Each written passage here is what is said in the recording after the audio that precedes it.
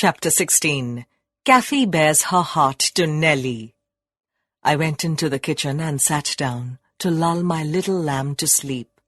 Heathcliff, as I thought, walked through to the barn. It turned out afterwards that he only got as far as the other side of the settle, when he flung himself on a bench by the wall. Miss Cathy put her head in and whispered, "Are you alone, Nellie?" "Yes, miss," I replied. She entered the house and approached the hearth. "Where's the Heathcliff?" "About his way in the stable." Heathcliff did not contradict me. Perhaps he had fallen into a doze. There followed another long pause, during which I perceived a drop or two trickle from Catherine's cheek to the flags. "Oh dear. I'm very unhappy." "A pity. You're hard to please, so many friends and so few cares, and can't make yourself content." "Nellie, will you keep a secret for me?" she pursued. "Is it worth keeping?" I inquired, less sulkily. "Yes, and it worries me, and I must let it out. I want to know what I should do. Today, Edgar Linton has asked me to marry him, and I've given him an answer. Now, before I tell you whether it was a consent or denial, you tell me which it ought to have been." "Really, Miss Catherine? How can I know?" I replied. "I accepted him, Nellie. Be quick and say whether I was wrong," she asked.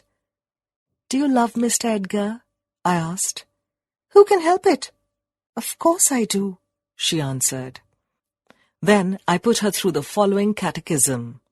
For a girl of 22, it was not injudicious. "Why do you love him, Miss Cathy?" "Well, because he's handsome and pleasant to be with." "Bad," was my commentary. "And because he's young and cheerful." "Bad still." "And because he loves me." "Indifferent, coming there." "And he will be rich, and I shall like to be the greatest woman of the neighborhood, and I shall be proud of having such a husband." Worst of all. And now, say how you love him." "As everybody loves." "You're silly, Nellie." "Not at all. Answer." "I love the ground under his feet and the air over his head and everything he touches and every word he says. I love all his looks and all his actions and him entirely and altogether. There now." "And why?" "Nay, you're making a jest of it. It is exceedingly ill-natured. It's no jest to me." "I'm very far from jesting, Miss Catherine. You love Mr. Edgar because he is handsome and young and cheerful and rich and loves you." "No, to be sure not. I should only pity him, hate him perhaps, if he were ugly and a clown." "But there are several other handsome rich young men in the world, handsomer, possibly, and richer than he is. What should hinder you from loving them?" "If there be any, they are out of my way. I've seen none like Edgar." "Well, that settles it. If you have only to do with the present, marry Mr. Linton." "I don't want your permission for that. I shall marry him, and yet you have not told me whether I'm right." "Perfectly right, if people be right to marry only for the present. And now let us hear what you are unhappy about. Your brother will be pleased. The old lady and gentleman will not object, I think. You will escape from a disorderly, comfortless home into a wealthy, respectable one. And you love Edgar, and Edgar loves you. All seems smooth and easy. Where is the obstacle?" "In my soul and in my heart. I'm convinced I'm wrong." "That's very strange. I cannot make it out." "It's my secret. But if you will not mock at me, I'll explain it.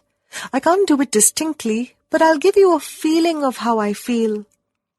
I've no more business to marry Edgar Linton than I have to be in heaven, and if the wicked man in there had not brought Heathcliff so low, I shouldn't have thought of it. It would degrade me to marry Heathcliff now, so he shall never know how I love him, and that not because he's handsome, Nellie, but because he's more myself than I am. Whatever our souls are made of, His and mine are the same, and Linton's is as different as a moonbeam from lightning, or frost from fire. Ere this speech ended, I became sensible of Heathcliff's presence. Having noticed a slight movement, I turned my head and saw him rise from the bench and steal out noiselessly.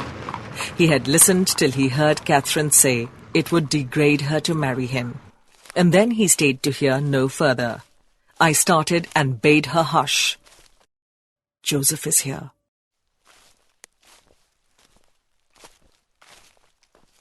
And Heathcliff will come in with him. I'm not sure whether he were not at the door this moment. Oh, he couldn't overhear me at the door. I want to cheat my uncomfortable conscience and be convinced that Heathcliff has no notion of these things. He has not, has he? He does not know what being in love is. I see no reason that he should not know as well as you.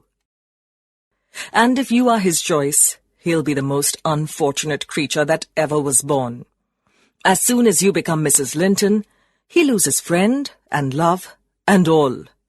Have you considered how you'll bear the separation, and how he'll bear to be quite deserted in the world?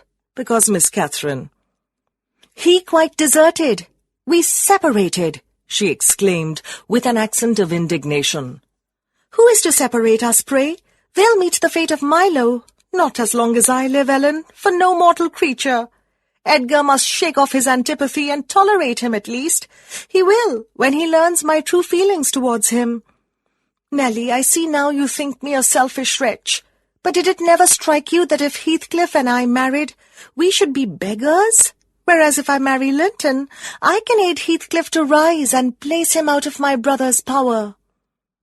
With your husband's money, Miss Catherine? You'll find him not so pliable as you calculate upon. And though I'm hardly a judge, I think that's the worst motive you've given yet for being the wife of young Linton.